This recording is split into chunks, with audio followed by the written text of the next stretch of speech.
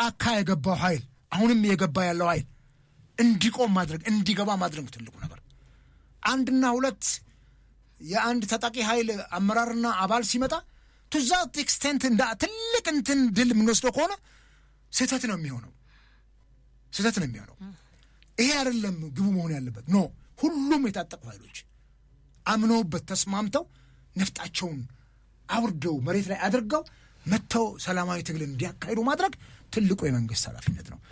ልክ ግዳይ ጥለን ይሄን ያክል ፋኖ ገደል እዛ ያለውን ፋኖ ይሄን ያክል የአገር መከላከያ ገደል የሚሉበት ፉክክር ውስጥ መግባት የለብንም። ፌስቡክ ላይ ሆነ ሚዲያ ላይ የማረኩትን መሳሪያ የሞቱትን ሰዎች ማሳየት አይደለም ትልቁ ግብ መሆን የሚገባው። ይሄን ጉዳይ ከምንጩ አድርቆ የችግሩ ምንጭ እነኚህ ሰዎች ወደ በረሃ ይወርዱበትን ነፍጥ አንገበው የተነሱበትን ምንጩን አድርቆ ዛሬ እኮ ምንጩን ማድረቅ ቢቻል እነሱም እኮ የሚቀላቅላቸውንም ኃይል ያጣሉና አብስተርፈ ዳውግ አሳላል ፋንዳ ያቆይኑ ከም ጌርካ ይቆም ካንተ ኸይድ እና كنت متاو كم عينت تنصيلو شجر كاتو زخل حيدي عكم كانت الأخ سلزي تنصله حد سبيسيفيك تستيقبل تلاخ ينيرو جت قديم دار تايتغور ماتيهم نزينا مسينا تملسو خمسيو قلبنا ناتوالنا اوتوماتيكال ما ግጭት ጣት የማንግስት ነራጂ አብዚ ከማይዳብሻ ተዘርቲ ተኸደት አሃዱ ተወሰነ የኮነት እንተዳልያ ሲሎ መፍትደን ደስከፍከፍ ይሉናሉ እዮም ተዋዮም አብዛም በል 50 ዓመት ለካት 11 ቃልና በመሕዳስ كنقالسنا نصوع حوحات تمالون مسوزبو لمون مسوزبو صباحون مسوزبو قينو زلو صقامات تصاويرو مسوزبو نفتن كلن فتنات حالفون نفتادر عواد كم سجر يتأمامني مزيد استأساسره تحزل لنا للو معبالتات تسمع بريتوريا يا تخيرا يا حزل لسلست عامتون كويننا له تتجبرنا بالنا نخلو زملكات أكلون نافلتنا مسينا أينا يا قدمي لنا تتحسبك أنت مسأب في فدرال منجستي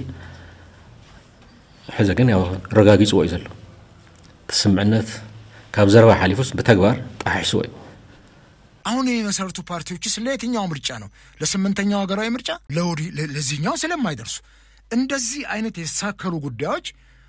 ፓርቲዎች የተረጋጋ ነገር በሌላቸው ቆመው ጸንተው የማያናቸው 5 ዓመት ሙሉ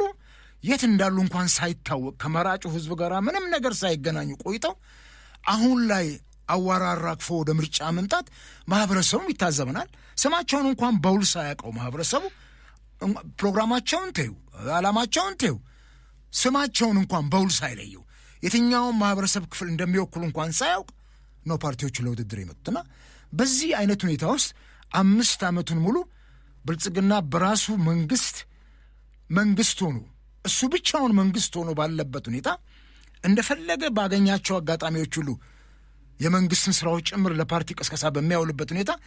እንዴት ሆነው ነው እነኚህ ፓርቲዎች አሁን ከብልጽግና ጋር ተወዳድረው የመብራት አቅርቦትን በተመጣጣኝ ዋጋ ማድረግ የውሃ አቅርቦትን ትምህርትን የሥራ ዕድል ማስፋፋት የመንግስት አገልግሎትን ፍጥነት ማሻሻል ይሄ የሥራ ዕድል የመፍጠር ስራ ያጠናክራል ማለት ነው። ይሄንን ስለማያደርጉ እነሱ እንደሚያደርጉት የማዕድ ያጋራሉ። አሁን የመምህራንን የኑሮ ሁኔታ ለመለወጥ ሲገባቸው የመምህራን ምገባ የሚባል ኦሮሚያ ላይ ጀመሩ። ይናብይ አልገረመኝም። እኔ አንድ ክሊፕ አየሁ ፕሮፌሰር ብርሃኑ ነጋ ሲናገር ኢኖቬቲቭ የሆነ ነገር አመጡ እነ ሽመልስ ትምህርት ቤቱ መምህራን ይመግባሉ አለ። ብርሃኑ ነጋ አይደል ኢኮኖሚስት። he knows በፖለቲካ ላንለያይ እንችላለን። he knows damn well መምህርን በትምህርት ቤት መመገብ የመምህርን የኑሮ ችግር አይፈታም፣ የትምህርት ጥራትንም አያሻሽልም። ትመኸተስ በቃ ምንም ከም ዘይነበረ ተገይሩ ቶም ተጋደልትና ቶም ጀረናላትናውን ሽማሽምና ተዋሃቦም ትመኸተ ንኽመክን ብዙሕ ስራሕ ይስራሕ ዘሎ ስለዚ እዙይ ንምስትኽኻል ንቶም ኣካለ ጉድኣት ይኹን ንቶም ተጋደልትና ኣብ መኸተ ንተሳተፈ ሓይሊ ፍሉይ ትኹረት ምግባር የድሊ ማለት ብዙሓት ካፍቶም ኣፈላላያትና ሓደ ዝገብሩና ብጣዕሚ ብዙሓት ነገራት ኣለዉ እዮም ናይ ኣይዲዮሎጂ ተወሰነ ኣፈላላይ ክህሉ ይኽእል ግን ኣብ ብሄራዊ ረብሓታትና ክንፈላላይ ይግባን ኣብቱ ብሄራዊ ረብሓታት ኣብ ምንጻር እውን ፀገም ኣለና እዩ ታየንተን ብሄራዊ ረብሓታት ዝበሃላ ይነፀራ ተባሂለን ንብዙሕ ግዜ ክንፀራ እየን ይበሃል ግን ክሳብ ሕዚ ኣይተነፀረን ኣብ ብሄራዊ ረብሓታት ዝበሃሉ ኩልና ከም ተጋሩ ምክክር ኮሚሽን ከይዶም ኮፍ ዝበሉ ውዳት ኣካል ጀኖሳይድ ይኾኑ ኣለዉ እየ ዝብሎም ሕዚ ብኡ ዝገልፁ ኣብ ትግራይ መረፃ ይካየድ ኢሎም ዝዛረቡ ዘለዉ ሰባት ኣካል ጀኖሳይድ ይኾኑ ኣለዉ እየ ዝብሎም ትግራይ የፍርስዎ ኣለዉ እየ ዝብል እሶም ግን ከም መፍትሒ እዚ ይጠቅም ንሶም ባዕሎም እንደማገቱ ኣነ እንታይ ብለካ ኣለኹ ኣብዚ ስለዚ የሎ ኣነ ክማገተሎም ግድን እንታይ ብለካ ኣለኹ መስለካ ንሶም ተዝብሎ ፅቡቅ ከም መፍትሒ ዝብልዎ ዘለዉ ጌጋ እዩ ንምንታይ ጌጋ ብለካ ኣለኹ ንትግራይ ስለዚ ቁርሞም መረፃ ይካየድ ዝብልካ ዘሎስ ናይ ትግራይ ጂኦግራፊያዊ ልዕልና ተይተመለሰ እዩ ከመይ ገይሮም መፍትሒ ይብልዎ እዚ ከመይ ገይሮም ምዕራብ ትግራይ ተይተመለሰ ከመይ ገይሩ ትግራይ ፍቐዱ ተበቲኑ መረፃ ኣብ ዘይካየደሉ ኬንዳ ኮይኑ ተለስ እዚ ንትግራይ መፍትሒ እዩ ዝኽእሉ ለካ ሰብ ከመይ ጌርካ ትቕበሎ ፅቡቅ ናፍታ መልሲ ትሕተና ንምፃእ ከመይ ጌርካ ትቕበሎ እዚ እዚ ከምዚ ዝበለ መከራኸሪሲ ከመይ ጌርካ ትቕበሎ መረፃ ምክክር ኮሚሽን ደግ ዛዕምዛዕ ዝብል ወይ ፕሪቶሪያ ተይተወደአ መንግስት እንዲወድቅ አይደለም የምፈልገው መንግስት ሊወድቅ የሚችልበት እድል እንዳይኖር እንዲሳካ ነው የምፈልገው ሁሉም ኢትዮጵያዊ ተጠቃሚ የሚሆንበት ያ ሲሆን ነው የከበረች ኢትዮጵያ ስትፈጠር ነው የትግራይ ህዝብ ያኔ ንገንጠል አንገንጠል ሰከንደሪ ኢትዮጵያ አቆርቆዘህ ከብር ትግራይ እንደሌለች አውቃለሁ ሰው ቅድም እንዳልኩ ነው ኢቭን ጦርነት ልናረግ ስንዘጋጅ ገንዘብ አዋጡ ያልናቸው ሰዎች ገንዘብ እንዲያዋጡ እኮ አዲስ አበባ ጥሩ ስራ መስራት መቻል አለባቸው አይደል አሁን ግን ለጦርነት ገንዘብ እንዲያዋጡ ሳይሆን አዲስ አበባ ጥሩ ስራ ሰርተው ሐዋሳ ጥሩ ስራ ሰርተው ካገኙት ሀብት መቀለም ሀውዜንም ሄደው የረባ ስራ መስራት የሚችሉበት ኢንቫይሮንመንት ይፈጥሩ እዛ ላይ ፎከስ አደርጋለሁ ፎከስ ማድረግ ለህዝብ ሰላም ያለው አስተዋጽኦ አውቃለሁ ከምንም ነገር በላይ ግን የጦርነት ካልቸር መቆም አለበት حدنا تجارو ملو بملو أسكيبنا حيزنا تحوابيرنا أو قداي عدنا فلالاي كلونا يولن أبناي تقراي قداي أفلالاي زلوا تقراواي خونا يخلل كان يفلالاي زهلوا يهلو أبناي عدخا قداي جن بزخونا يقول مغنيات أفلالاي كلو يولن زخونا يقول سب سلازي يفتانا عدنا ጉዳይ ኩልና ሓደ ኮይና አይድን ጓንቱን ኮይና ጸላትና ዝደለይ ወኸይ ገውር ዳግም ዝጸምኦም ደም ከይ ደግሞ ሕብረትና በምስጣም ቢልና ዝደለናዮ ነገር መሬትና አይተመለሰን ሉዓላውነትና አይተኸበረን ተፈናቀለ ህዝብና ናቦቶ አይተመለሰን እዚ እንታይ ገበረ ዝድቅስ ትግራዋይ እንተልዩ ትግራዋይ ይኮነን ሕወሓት ብኸምዚ ካብ ኢትዮጵያ ምስተደፈአ እንታይ ክገብር ነይሩ ወይ ዘ ኮሽን ህዝብ ክመጽእ ዘሎ እቲ ዝርግርግ ዝመጽእ ዘለውን ካብዚ ናብ ውልቀ ሰብ ምጥቋም ትርጉም ዘሎ ይመስለና ደው ኢሉ ክሓስብ ነይሩ ሪሊ ህዝቡን ወያናይ ዲሞክራሲ ዝብል ወይ ከዓ ብኻልእ ኣብቲ ፖለቲካል ናሕሱ ከዓ እዚ ናይ ፌደራሊዝም መልክዕ ዘለዎ ሒዝካ መቕጻለው ትግራይ ይከኣል ድዩ ኣይከኣልን ዝብል መጽናዕቲ ተገይሩሉ ውሳነ ክህብ ነይሩ ፓርቲ ማለት እዩ ሶ ህዚ እዚ ክገብር ስለ ዘይከኣለ ቲፒኤልኤፍ ንዩኑ አጀንዳ ይቃለስ ከም ዘሎ ብግልጽ ህዚ ንጹርነት ይሁሉ ኣስ ዘ ቨሪ ኢምፖርታንት ብጣዕሚ ወሳናይ ነጥብ ዝበሃል እዚ ኢና ሕጂ ናይ ቲፒኤልኤፍ ፕሮግራም እንታይ ይተልክኒ ትናይ ቀደም ከተልዕል ትኽእል ንሱ ይኽመጽልከ ንሱ ይኽትብልቲ ኣብ ኢትዮጵያ እናሃለወ ዝሰርሖ ዝነበረ ፕሮግራም እዩ አለው ወዶ ህዝብ ትግራይ ሰርቶ ትዝነበረሎ አለው እንዲ ፕሮግራም ቲፒኤልኤፍ ጽቡቅ ፕሮግራም አለው ዲሞክራሲ ይኮነን ፋሉልነት ዲሞክራሲ ይኮነን ህዝብ ምጽራፍ ዲሞክራሲ ይኮነን ናይ ጸጥታ ትካል ምጽራፍ ዲሞክራሲ ይኮነን ከምዚኦም ዝበለ ስድነት ብሓባር ክንቃለሶም ዝግበና እዩ ምሕዳር ከተማ መቐለ ይኹን ውድብ ይኹን ግዚያዊ ምሕዳር ይኹን ኣብዚ እግር ምግታተ የድልዮም ህዝቢ ካንዳ ፀረፈ ናይ ማር ሴኩሪቲ አፓራተስ ሊያው ቀጠፍቲ ካብ ህዝቢ ክንፅል ከምኡ እንዳበሎም ስኢልካ ትዕገስ ትኾይንካ ወይ ፓርቲ ናቱ ተሓባባሪ ኢኻ ወይ ስንፍና ተፃዒኑካ ኣሎ ማለት እዩ ስለዚህ ከምዚኦም ዝበሉ እከይ ነገር ግን መቐፀልታ ነቱ ብሄራዊ መንነትና ንምሕዳግ ከም ህዝቢ ንምፅናት ዝካይድዎ ዘሎ ስራሕ ገርና ኢና ክንሪኦ ዘለና ብሓባር ድማ ክንቃለሶ ይግበና ብፍላይ ንሕና ተጋደልቲ ብፍላይ ንሕና ብዘሎ ሃርበኛ ተሃርበኝነት ከጥፍኤም ላሕዝብል ዘሎ ለይትን ቀትርን የዛሬ 5 ዓመት እኮ ምርጫው ሲካሄድ እኮ ከትግራይ በስተቀር በአንጻራዊነት እኮ ብዙ የሀገሪቱ ክፍል አንጻራዊ ሰላም ነበር አይደል እንዴ ማጆሪቲ በምትለው ደረጃ ምርጫ ማካሄድ የሚያስችል ሁኔታ ነበር እና ያኔ ተካሂዶ ምን አዲስ ነገር መጣ ምንም አዲስ ነገር አልመጣም ነፃና ፍትሃዊ ያልነበረም ምርጫው ያኔም ህዝቡም በራሱ ይሁንታ የመረጠውና ያቋቋመው መንግስት አይደለም ያኔም ከፍተኛ አፈናና ተጽዕኖ የነበረው ለምሳሌ ኦሮሚያን ከወሰድክ በኦሮሚያ ተጽዕኖ ሊፈጥሩ የሚችሉ ሁለቱ ታዋቂ የፖለቲካ ድርጅቶች ምርጫው ላይ በተጽዕኖ እንዳይሳተፉ ነው የተደረገው ነው እኛና ሌሎች አንዳንድ ፓርቲዎችን አዲስ አበባ አማራ ክልል ተጽዕኖ ያመጣሉ ተብለን የተፈራነው ገና ከምርጫው በፊት ነው ህጋዊ ፈቃዳችን እንዲሰረዝ የተደረገው እና ሪሊ የዘንዶ ይሄ ጦርነቱ አሁን ባይኖርም ካሁኑ በተሻለ ሰፋ ያለ ቦታ ነው አነ ቲ ምትሕግጋዝ ምልፋን ምጽማድ ዝብል ንምንታይ ስኡልኩም ሓዱሽ አጀንዳ ህዚ ተቃልና ተመዘዘ ይውግዕ አሁን ከም ዘሎ ይተረደእን እንበር ዝነበረ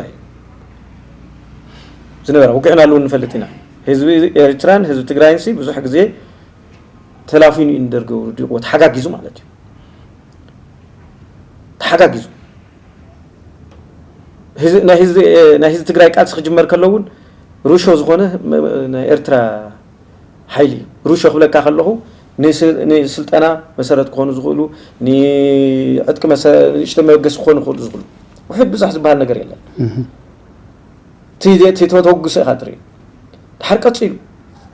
ብትግራይ ብወገን ትግራይ እውን ልዑል ኣበርክቶ ገይሩ እቲ ናይ ቃልሲ ኤርትራ ማለት እዩ ናይ ኤርትራ እውን ከምኡ ምስ ኣምሓራ እውን ተመሳሳሊ ኮይኑ ምስ ኩሎም ስለዘይኮነ ተዘይኮይኑ ምስ ብኣዴን እኮ ምሕዝነን ነርና ኣብቲ መንግስቲ ዘለና ሕቶ ኣብቲ ግዜያዊ ምሕዳር ይኹን ኣብ ሰራዊትና ዘለና ሕቶ ግን ርብዒ ትግራይ ረኪብና ናይ ኣብይ እንታይ በለ ስካዕላል ኣጀንዳ ሓድሽ ኣጀንዳ ናምፀ ኣብቲ ናይ ኣብይ ኣጀንዳ እንታይ በለ ናበልና 5 ዓመታት ንብዙሕ ዓመታት ፀኒሕና ተመዛበልትና ቅዳድ ከንዳ ናለገው ክዳን ይልገብ እምበር ከንዳ ናለገው ዝእ እናተወልዑ እዚ እቲ ዝሕመና ከማና ዝድለ ኩሉ ባዕልና ይኹን ደቅና ድልውነትና እናገለፅና ኢና እቲ መንግስቲ ኸ ህዝቢ ጎኒ እንድሕር ተሰሊፉ ህዝቢ ጎኒ ሰራዊቱ እውን ኣብ ቁሪ ነብሰሓይታን ስጋዕ ሕዚ ሓራ ዘይወፀ ህዝበይ ምእንቲ ዘይሉ ኣብ ድፋዕ ኮፍ ኢሉ ዝግጅነቱ ወዲኡ እናተጠባበቐ ኣብ ፌደራል ፅምዶ ጠጠው ይበል ዝብለን ዘን ውድባት ዝብልኦን ነንወይኒ ፈልየ ኣነ ዝሪኦ ፌደራል ጠጠው ይበል ዝብለካ ዘሎ ጠቕላላት ህዝቢ ክፀንትን ክጠፍእን ስለ ዝደሊ ህዝቢ እውን ትግራይ ተዓፅያ ክትጠፍእ ስለ ዘለዋ በቲ ሓደ ወገን ውዕል ፕሪቶርያ ንኸይፍፅም ሓንጊዱ በቲ ካሊእ ከዓ ህዝቢ ትግራይ መተንፈሲ ከይረክብ ከልኪሉ ትግራዋይ ናይ ምጥፋእ ፕሮጀክት እዩ ዝሰርሕ ዘሎ እቲ ናይ ፌደራል ፅምዶ ጠጠው ይበል ክብለካ ከሎስ ኮፍ በሉ ኢድኩምን እግርኩም ነጣሚርኩም ኮፍ በሉ እሞ ኣነ ከፅንተኩም ክቐትለኩም እዩ ዝብል ከምዚ ዝበለ ዘረባ ኣብ ምንታይ ከም ትምድቦ እውን ብጣዕሚ መፀገም እዩ ናይቲ ፌደራል ዝብሎ ዘለካ እየ ዝብለካ ዘለኹ ናይ ፌደራል ክብለካ ከለኹ እቲ መንግስቲ ኢትዮጵያ ብልፅግና ክብለካ ከለኹ ኣብ ብልፅግና እውን ዘለዉ ተጋሩ እውን ሓዊሰ ማለት እዩ ንመን እዮም እዚኦም ተይልካኒ ኣብቲ እዋን ፅንተት ናመርሑ መንገዲ ናመርሑ ናብ ትግራይ ዝመፁን ናኣዘዙ ትግራዋይ ዘፅነቱ ክድመር ከለዎ ሕዚ እውን ምስኡ ኮይኖም ናይ ፖለቲካ ማሽነርን መሳርሕን ዝኾኑ እዚ ሓይሊ እዚ ከም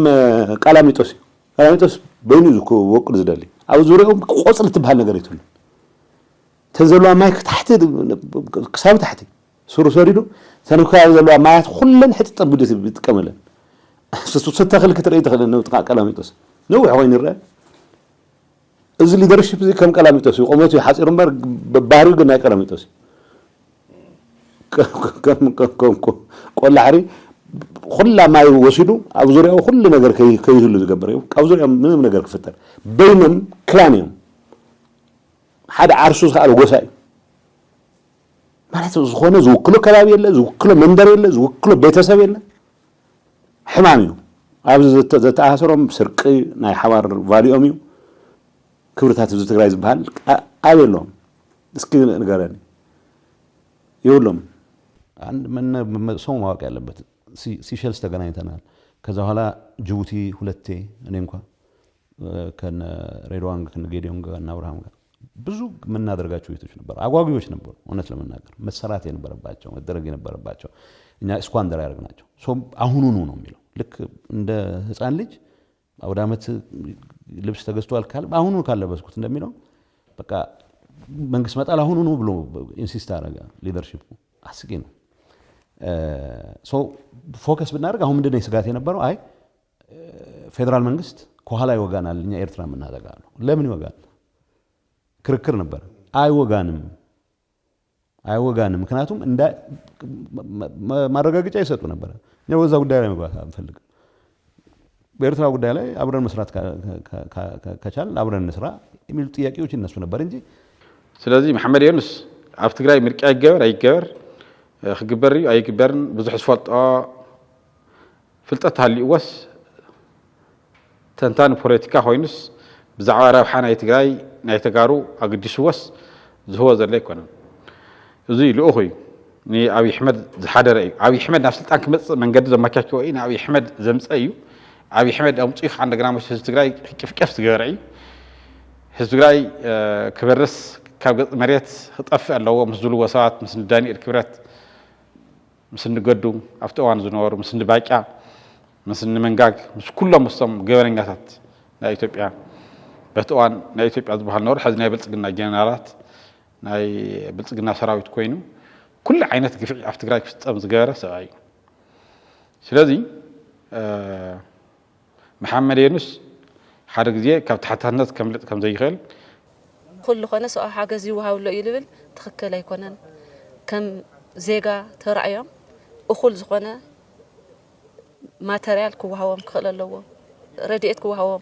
رديت راح يكونن بستفعل لي حمامات اللي تقعلو ناي حكمنا ناوتون كقر والله من وري أمثل اليوم نمجبنا زد اليوم نجارات وانتقنا كقر والله يلقبا السجن يلنا هذي بقى سؤال أب حمد يلدق أصله هذي تمام زبالة كينداس حانتي أب حد عم استسرح كينداس استقدر كيندا يوم زم تمام زبالة يوم زنا برلو سلازي سؤال حاجز مالت اخلي محاول طرح لي خناس عنا وخنا تعتم نو زد اليوم ماتريال أم قرب سفيح خفتتيني ودوح وحات وانتقنا نظام تمام زبالة يوم وحس كينام نمربتهم كملسو بستفعل عليه مجلسات بستفعل عليه صحفات نزمل كتم أكلات نفلت أصنعي مس رتراز جبر ركمة أوش تنازل لطرطار خم مفحون كم مستخالين تجمر أو جبر ركب زخونة تجرواي سخف كف كله كم زي جبان ناتو أكل كون خم جواري خبجس الله تبنيت هالناس حسب زلوا زي مجود زلوا زي نجرك زلوا تقول لا سلال فوق مسبل الناس زخونة من تجوري تغير كده تجور كونه يتعريان كوزي الجمر أو زين تاي تخيلو تاي تسرح نودينا تجاور خاطر أنكر زغون باكيجز نتوم حطوا تزلوا حطوتات كملوس زغولو رود ماب كله زي تجاور عبي بروجكت كويو تكسا بروجكت سي بخم زي كورن سلازي هذا زي زغرمني نسيو تعنتو زولكون نسي أو زي رؤيتو تاتي زرب رؤيتو زرب سلازلو تحرسنا وكون يغيرمو بحسب درجة أو كندي ديسكورس تسرحلو ثم قلتلو تكرهرلو عباي تخم تفصم غيركا نهز تግራይ ረብሓ ብሄራዊ ጠንቅ ብዝኸውን መንገዲ ከዓ ትቃንዮ ማለት እዩ ድምጽ ህዝብ ንምዃን ብጻውዒት ይኮነን ኩሉ ሰብ ደብዳቤ ተጻሒፉሉ ንዓ ህዝብ ትግራይ ቅፍቅፍሎሞ ንዓ ድምጽ ኩኖ ተዋሂሉ ኣይኮነን ህዝብ ትግራይ ትቅፍቅፍ እንተሎ እንድሕር ምስ ኣብይ ኣሕመድ ዘይወገነ ኮይኑ ናይ አብይ አሕመድ ሓሳብ ንሕዘ ገዝኦ ኮይኑ ናይ ብልጽግና ኦህዴድ ኦሮሞ ዘይገዝኦ እንተ ኮይኑ ህዝቢ ትግራይ እንትጭፍጨፍ ተሎ ህዝቢ ክጭፍጨፍ ይውሉን ትክክል ይኮነን ህዝቢ ትግራይ ጭፍጭፍዎ ዘለኹም ገበረኛታትኩም ኢሉ ታ ኮይኑ ድምጽ ዘይኮነ ያና ትሕቶ የለኹላን ዝብል ተኮይኑ የለኹላን ኣነ ኣብዚያ የለኹን ህዝቢ ትግራይ ኣይ ክጭፍጨፍ ኣይገበርኩን እንትጭፍጨፉ ነይረአኹን ዝብል እንተ ኮይኑ ታ ኮይኑ ኣብታ ጸልማት እዋን ኣብ ጎን ህዝቢ ትግራይ ጠጠው ዝበለ ሕዚ ብዛዕባ ህዝቢ ትግራይ ሳሞራ ዮኑስ መሐመድ ዮኑስ ኢልና ጽዋዕ ማህቲ ታይ ምልከቶ ታይ ምልከተካ ትማሊ ክጭፍጨፍ ከሎ عشان تحقق هذا نوركا لما أنت بتخ خا بزعم حزب تقرأي مركح جبر يجيبوا أيو مركح جبر يجيبون تحتاتنا تيتفرعوا تحتاتنا تكون زي أيو خونن ثم ده خمسة خون يقولن انتهي ملكتك زي نسمعوا نجرمه سجع ما جع حبلنا يقولون زي الأمنة لنا أنا حزب مسب كون العخ انتخدون زخفة يكونن نك على سينا زلنا أو صفوفنا زلنا أو صوعنا زلنا أو سجمنا زلنا سجم زرس حنا بمول وتقيمنا نسمجن فتوى تقينا مسؤول القصة تعصهم كفلوا كم زلنا زلوا زي خونيو يعني تزبي أو زي قلتي مثلاً دائما كون العل خيدي يزدف كأو العلي تحبرات صفحي يزدلي فتحوا إيد ما زت حساس باجي قدم تقارلت خوينا ون تقمل زنورنا أتحساس باجي يوم كان قروار تناس بطعم برحق زلون ززامو دونايلنا كم استراتيجيكن تكتيكاين فتوتيلنا سرعناس لذي وسانهم حزون حزب تግራይ ክጠፍእ ኣለዎ እዩ ስለዚህ ህዝብ ትግራይ እዚ ጉዳይ ዝፈልጡ ሓድነቱ ተጠናኺሩ ኣብ ሓደ መስመር ዓሲሉ አዲስ አበባ ዘለ ይኹን ኣብ ደገ ዘለ ይኹን ኣብ ዓዱ ዘለ ይኹን ታናይ ተጋሩ ሓድነት ብምጥንኻር ኣቢልና ኩሉ ዝደለና ይኽረክብ ንኽእሊና حزون كبتاتنا كل زكالهم تعري قبر له زناي طلعتنا شرحن تنكول انطفاعتن كي عوت كل زكال نجر كنقبر لنا لذي سراويتنا ون لذي مسرت غيره اول حزب طاويلو بصقما تيتنبركخه بشجرات ندحري تيبله كم حبريتا مدمر تبهال زل حج قال بفيدرال منغستي ابغاغسا خاب انساي نحنا هنا فطيرنا تقال ترجمه خالي انيرا كتفطر كلا ترجمه خالي انيرا حج توسيده خال ترجم توهيبوا كرده كاون زي كل ترجميو نعي كرده نيكالن يتوهيبوا سو قال بقالاتات كتمساسل تخليخا قال نقليو سمعتون كون سلا زخل نقليو حسابون كون سلا زخل توسانا يتقال نعايز هبن ترجمي شو حج مدمر زبل قال تتطعيمس بلصي غدو يخون دبالون كم حط خل على خليو كم تيلنا وايزوي تا تي امات زلو خستياتون كنغدفوينا بيتيبيا تاريخو ነው ያውቅ ይሆናልም ተብሎ የሚታሰብ ነገር አልነበረምና በቃ በዶክተር አብይ አህመድ ዘመን ሊሆን የማይችል የሚባል ነገር የለም ኤኒቲንግ ፖሲብል ኤኒቲንግ እኔ አይደንቀኝም የሆነ ነገር ተባለ ቢባል አይደንቀኝም ለምን በአደባባይ ወጥተው እኮ ጠቅላይ ሚኒስትሩ ለአሜሪካ ተሰል ነበር እኮ ብለው የተናገሩ ሰው ናቸው በአደባባይ እኮ ወጥተው ይሄ ጠቅላይ ሚኒስትር ለአሜሪካን መዋጋት ፈልጋለሁ ብለው እኮ ለኒውዮርክ ታይምስ ጋዜጠኛ እኮ የተናገሩ ሰው ናቸው ከእንዲህ አይነት ሰው ምን የማይሰራው ነገር አለ ብለህ ትጠብቃለህ እና እንዲህ አይነት ሰው እንዲህ አይነት ነገር ሰራ ተብሎ ሲነገርህ እንዴት ሰርፕራይዝ ትሆናለህ እኔ አልሆንም ነገ የኢትዮጵያን አንድ ሶስተኛ ለሆነ የውጭ መንግስታት አግሪመንት ተፈራርሞ ጠቅላይ ሚኒስትሩ ሸጠ ተብሎ ዶክመንት ቢመጣ ምንም አይደንቀኝም ግዴለው ያደርጋል በቃ በአዲስ አበባ ራዲየስ ዛሬ ሚዲያዎችም ስለ ምርጫ ሲያወሩ ስለ ምርጫ ሲናገሩ አንሰማም ምርጫ ቦርድ በራሱ ዌብሳይቶች የሚለቃቸውንና ለፓርቲዎች የሚልካቸውን ስኬጁል እያየን ባለንበት ሁኔታ ምርጫ አገሪቱም የምርጫ ድባብ አላት ወይ ይሸታሉ የሚለውን ስናስተውል ከስድስተኛው ሀገራዊ ምርጫ አንጻር እንኳን ስንመለከት በዛ ወቅት ላይ ህዳር 8 ጀምሮ ወደ ምርጫ ቅስቀሳ ተገብቶ ነበር። የምረጡኝ ዘመቻ ተጀምሮ ነበር። ህዝቡ እንዲመዘገብ ቅስቀሳ ይደረግ ነበር። ዛሬ ያ ሁሉ ነገር በጣም ተዳፍኖ ነው ያለውና እንዴት ሆኖ በዚህ ደረጃ ላይ ምርጫውን ማድረግ እንደሚቻል አስቸጋሪ ነውና ምን ያክል ነው ፓርቲዎቹ ዝግጅቱ? የፓርቲዎች ዝግጅት ምን ይመስላል? እስከ ሰሞኑ ድረስ ከ3 ከ4 ቀን በፊት ጀምሮ አዳዲስ ፓርቲዎች ወደ መድረኩ እየመጡ ናቸው ያሉት። ምርጫው ደርሶ ፓርቲን መሰረታለን። አንድ ፓርቲ ሌላ ፓርቲ ያዋልዳል። አንድ ፓርቲ ይፈነከትና ሌላ ፓርቲ ፈጥሮ ይመጣል። በምርጫ ዋዜማ ነው ወይ ፓርቲ የሚመሰረተው? ቀድሞ ንወድን ጥሩ ተማውዘሎ ኮንትራት ጀነራል ማለት ፖይንትለስ እዮም እዚኦም ሓቂ ምዝራ ማለት ካብ ምንም ካብ ዓቅሙን ዘይብሎም በቃ ስሉ በተንኮል ሕቶክትናልኪ ምንባር እምበር ፖሊሲ ታይልኪ የሚለክ ፖሊሲ አይዶሎጂ ታይም ኮን ዘይፈልጡ ምንባር አጥም ዘይፈልጡ ሰዓት ከም እዚኦም ስለዚህ ነዚኦም ከም ላይ ተኹም ሙሎም ዝኽእል ጻድቃን እዮም እምበር ንሶም ይኾን እዮም እዚኦም ዳሕለፍ ተዋሊ ሓልፉ ኮፈልተል ኮፍ ይብል ታይዶ ዲኦም እንተ ምንም ከይብሎም ኣይርዶም ሕጂ በዓልተ እንታይ ሙጾም ተልኪምስ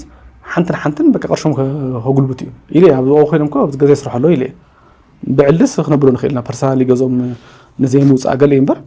جزء بيسرح والله سمراء بعلت نتخاطر التنوريوس جزء بيسرح زول أفتنا بجت مديهم سو نصهم دايركتلي بجت نيو برنامج مني كرش مد اللابيو بعض من الدرجون ويكي من صو صار كان جنب بحيث خوينو حمزة يخلى الله حمانتي أجي راس ساقيس كأتو اللي سلزله تعيز بالكاب وي معال كسر محز سو تبوي على النا كسر زين حزي بوينت مرضى كله اللي خلى له مرضى زخيل بايتك بفتر خلى له militarized TPLF حزقها مرضى يقبر militarized TPLF سافلالايوس بحيلي against organized صلعته زخون حدا غير against بارتات كيترفو قلوتي يخطقم زبل حدا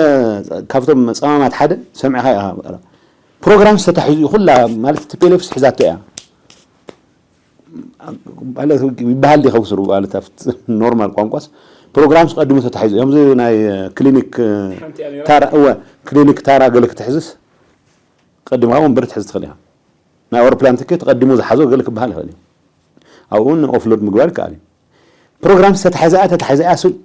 سلكم دال تبي تقبل ويا حزب هم عينه دنقرنا انيبل زغيره اورجانيزيشن ابزي زلنا تقالوا طرح ديهم قطيطومنا اما اخل عدي منهم زي تفاسب بدو زق اصلت دق اتبلع دم كو ياز عديا منهم حطيات زي ولسب بدو مقصارس جግንነት ኮይኑ ማለት ስለዚህ እትዝመጽና ዘሎ ጸላይ በጣም ሓደገኛ ጸላይ አነ ንሱኹም ካ በጋጣም ኮይኑ ብዙ ግዜ ዝተወሊድና ነና ሰባት ዋጋና ከፈሉ የማንቢኖ ብላ حزي عدك قيرو زخلو لبا ما تقولوا هنا سينا تግራይ ምን ተሃገር ትሆን ማለት እዚ ህዝብ እዚ ቀና ኢሉ ምን ትከል ተስፋይ ታደሰ ነዚ አዝ ኸይር ተኮይኑ ብደው ሞይቱን ነው ተወዲያ ተስፋይ ታደሰ ነዛ ዶዚ አዘይ ከሕሳ ተኮይኑ ቀባር ዘአነ ተንቀሳቀስ ሬሳ ጥራይ ኩባል ዝግቦ አነ ነፍሴ በዚ አይዝዕቅን ለዚ የካቲት 11 መበል 51 ዓመት كان ذكر ገጥምና ዘሎ ሓደጋ ሓደ በአግባቡ እንፈልጦ ርድኦ ሓደጋ ነህሉና ድሕነትና እናጸንሕና ኢና ግን ሓድሽ ሓደጋ ይመጽ ከም ዘሎ ህዝብና ኢዱ ዘየለ ኣብ ትሕቲ ወረርቲ ዘሎ ላዕለውንትና የምርጋ ጥራሕ እንተይኮነ ኣብ ጠቕላላ ሓደጋ ትግራይ ዘእቱ ኩነታት ተፈጢሩ ኣሎ ህዝቡን ከም ህዝቢ ትግራይ ናይ መጻለን ዘይ መጻለን ጉዳይ ኣብ ቅድሜና እኒ እዚኣት ወዲብካ ምቅላሽ ተጠልብያ ኣብ ትግራይ ይሃሉ ካብ ትግራይ ወጻእ ከም ትግራይ ፈተና ሓድሽ ፈተና እውን መጽና ኣሎ ዝጸንሐ ፈተና እናሃሎ ተወሳኺ ፈተና ንሓድነትና ዘርጉ ዝጽንሑ ኣለዉ ድሕረታት ኣለዉ ከባቢነታት ኣለዉ ኣብ ውሽጢ ኣብ ግዳም